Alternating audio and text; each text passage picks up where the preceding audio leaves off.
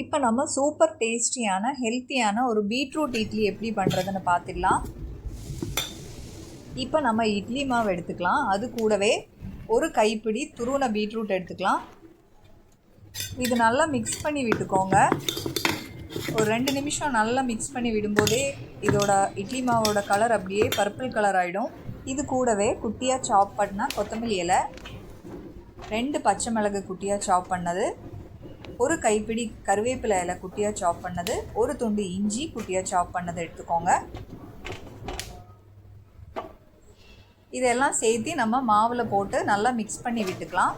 இது கூடவே இந்த பீட்ரூட் இட்லிக்கு தேவையான சால்ட் ஆட் பண்ணிக்கோங்க.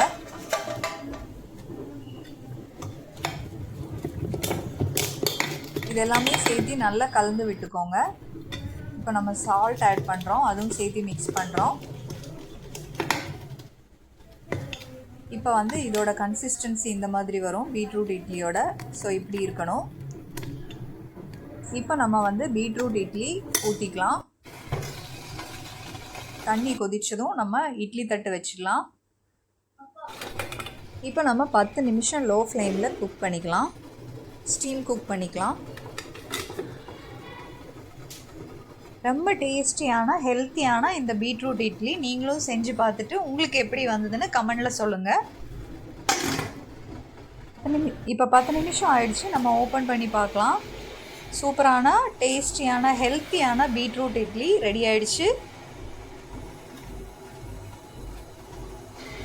வெரைட்டியான இந்த பீட்ரூட் இட்லி பண்ணுற இந்த வீடியோ உங்களுக்கு யூஸ்ஃபுல்லாக இருந்ததுன்னா ஹேமா சமையல் சப்ஸ்கிரைப் பண்ணிக்கோங்க. இந்த வீடியோ லைக் பண்ணிக்கோங்க. இந்த வீடியோ ஷேர் பண்ணிக்கோங்க. தேங்க்யூ.